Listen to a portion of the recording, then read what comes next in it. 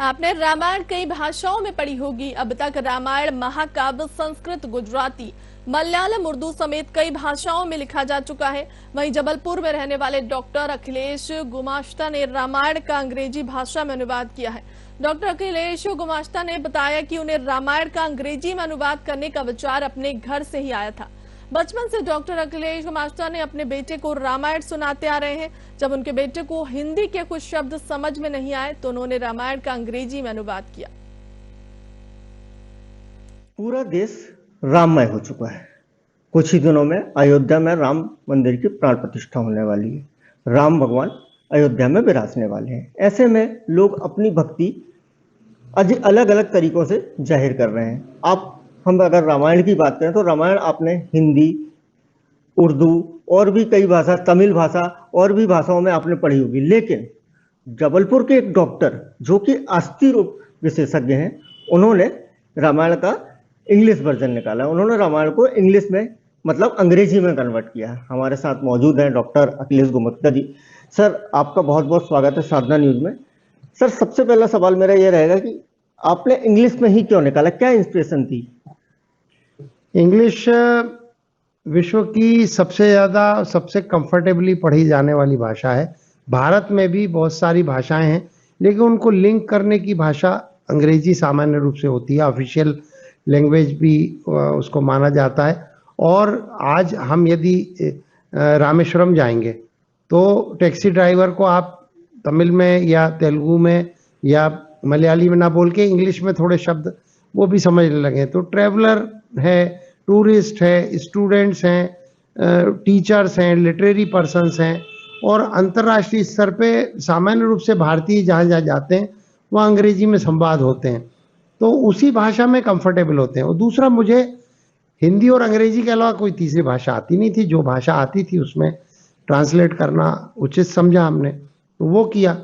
क्योंकि आज वो बहुत पुरानी घटना है कि जब 4 साल का हमारा बेटा था, उसने जब उसको राम कथा सुना रहे थे रात में सोते समय, तो उसने पूछा कि उसको बताया मैंने कि 14 वर्ष का राम को वनवास हुआ, राम जी को।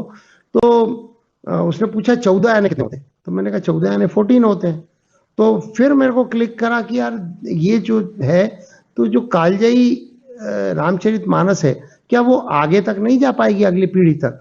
तो मैंने कहा नहीं, लोगों से मैं मिला, अंग्रेजी के विद्वानों से मिला, अंग्रेजी लिटरेरी के प्रोफेसर से मिला, लेकिन कोई भी आगे नहीं आया। फिर मैंने पढ़ना शुरू किया अंग्रेजी लिटरेचर, कीट्स, यीट्स, टेनिसन और बाकी लोगों को। और उसके बाद फिर मैंने ही प्रारंभ किया लिखना। तो मैंने कहा नहीं, चलो मैं ही लिखता हूँ। पोएटिक लैंग्वेज होना, पोएटिक्स एक्चुअली क्या है, प्रोज में तो रामायण की पूरी स्टोरी है, लेकिन स्टोरी के अलावा यदि आपको आत्मा तक पेनिट्रेट करना है किसी भक्त के या किसी रीडर के जो पढ़ रहा है, तो वो पोएटिक होगी तो ज़्यादा पेनिट्रेशन होता है। अभी जैसे हम युवा पीढ़ी की बात करें, जो अभी पीढ़ी चल रही है, इंग्लिश में ज़्यादा पढ़ाई करवाई जाती है स्कूलों में। अगर ये जो आपकी जो रामायण है ये भी इंग्लिश में लिखी गई, तो इसमें कुछ फर्क पड़ेगा? हाँ, मुझे लगता है बहुत फर्क पड़ भी रहा है। मैं बीच में एक बार इंग्लैंड गया, तो इंग्लैंड में हमारे किसी के घर में हम गए, तो वहाँ पहले से ही ये रामायण मौजूद थी। तो इंग्लिश की रामायण के प्रति हैदराबाद में जाता है, मतलब पूरे भारत में, उत्तर दक्षिण भारत में विशेष रूप से, नॉर्थ में, ईस्ट में काफ़ी इसको पढ़ा जा रहा है। और ये 5वां या 6वां एडिशन है जो कि प्रभात प्रकाशन ने छापा है, और उसकी रीडेबिलिटी बढ़ती जा रही है। इसके अलावा एक एंड्रॉयड ऐप भी है जिसमें बहुत सारे लोगों ने उसको डाउनलोड किया है, एंड्रॉयड ऐप में माय रामायण नाम से। तो उसको रोज कुछ लोगों ने तो नियम बना लिया है कि बैठे हैं, नहा धो के उठे और एक कोई भी चौपाई निकाली। कई बार मेरे पास फ़ोन आते हैं कि हमारी कोई समस्या होती हैं, तो हम वो रामायण में कोई भी एक चौपाई भगवान का ध्यान करके निकाल लेते हैं और उसमें उसका हल निकल आता है। तो ये तो खैर मिरेकल की बात नहीं कर रहा हूँ, लेकिन लोगों का आस्था, समर्पण इतना है रामायण के प्रति, भारतीय संस्कृति के प्रति, विशेष रूप से भारतीयों का, और भारत के बाहर एनआरआईज जितने हैं उन लोगों को भी, उनके बच्चों के लिए भी ये बड़ा अट्रैक्शन हो रहा है, बड़ा आकर्षण का केंद्र हो रहा है। ये जो आपने लिखा, या उसने आपने जब इसकी फर्स्ट कॉपी निकाली तब आपका अनुभव कैसा रहा? सबसे पहले तो लोगों ने उसको एकदम से अप्रिशिएट किया क्योंकि नया एक सोच था, नई सोच के साथ आया था और इसमें मीटर्स भी वही हैं। रामचरितमानस हम पढ़ते हैं, रामचरितमानस में जैसे दो हैं, 13-11 के होते हैं, 11-13 के होते हैं, सोरठा होते हैं। ऐसे ही छंद चौपाई जो होती है 16 मात्राओं की होती हैं, तो वो इंग्लिश में मीटर्स बोलते हैं। तो मीटर्स का ध्यान रख के उन्हीं मीटर्स में हमने प्रयास किया और ये पूरा वर्बेटिम नहीं है, वर्ड फॉर वर्ड नहीं है, ये अपने आप में एक ओरिजिनल वर्क है। लोग कहते हैं कि ये तो अपने आप में एक ओरिजिनल वर्क है, बहुत सारे परिवर्तन इसमें किए गए हैं, बहुत सारी रामायणों का उल्लेख किया गया। मुख्य रूप से रामचरितमानस का बेस है, लेकिन कम रामायण भी है, युद्धेचन रामायण है, मलयाली रामायण, श्रीमोल की तेलुगु रामायण है, अन्य अध्यात्म रामायण है, वाल्मीकि रामायण है। तो उन सब की स्टडी करने इस बहाने हमको आध्यात्म में और अधिक पैठ करने का भी मौका मिला और 8 साल में जो काम हुआ, 8 साल लगा इसमें पूरा, क्योंकि अन्य व्यस्तताएं, प्रोफेशनल व्यस्तताएं रहती हैं।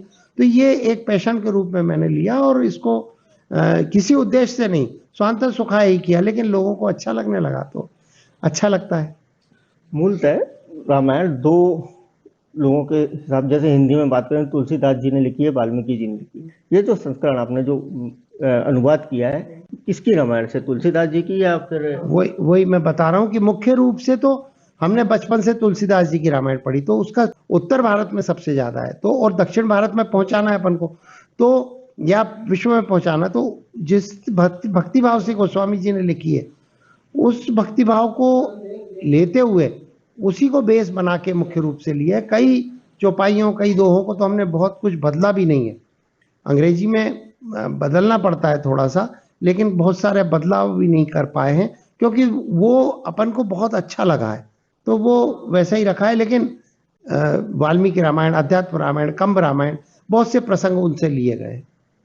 जैसे अभी देश में रामलला जी की प्राण प्रतिष्ठा होने वाली है, 22 जनवरी को रामलला जी अयोध्या में विराजने वाले हैं, तो क्या आप ये रामायण लेके अयोध्या जाने की सोच रहे हैं? मैं तो अभी तक अयोध्या एक भी बार नहीं गया हूँ। मेरा एक संकल्प था कि मैं तभी जाऊंगा, और ऐसे पूरे बहुत सारे भारतीयों का संकल्प रहा है।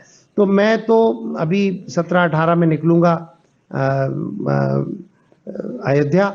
वहां पर कुछ प्रतियां लेके जा रहे हैं, कुछ प्रतियां प्रभात प्रकाशन से हमारा ये उद्देश्य रहेगा कि एयरपोर्ट पे और जहाँ पर कि विदेशी मेहमान ज़्यादा आते हैं और कुछ प्रोमिनेंट जो वहाँ पर बुक स्टॉल्स है उनमें रखा जाए इसको।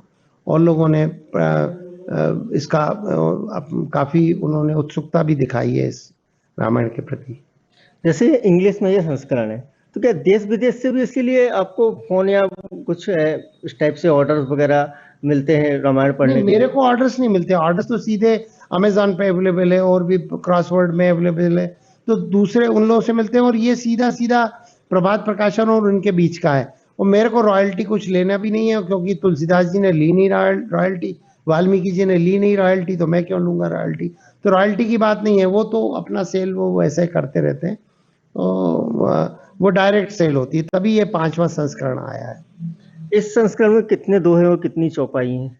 ये 800-850 पेज की रामायण है, और इसमें मैंने गिने तो नहीं है, लेकिन लगभग जो दोहे से हम चौपाई के बाद दोहे आते हैं, तो लगभग 3500 से ज्यादा दोहे होंगे। और कांड तो वही 7 कांड, हाँ वही एज इट इज है। मतलब ये जैसे नाम बाल कांड है तो वो बाल कांड ही है, अयोध्या कांड है, अरण्य कांड है, सुंदर कांड है, युद्ध कांड है, उत्तर कांड है। उत्तर कांड पूरा बदल गया है क्योंकि उत्तर कांड जो गोस्वामी जी ने लिखा है वो उस समय की परिस्थितियों को देख के लिखा है।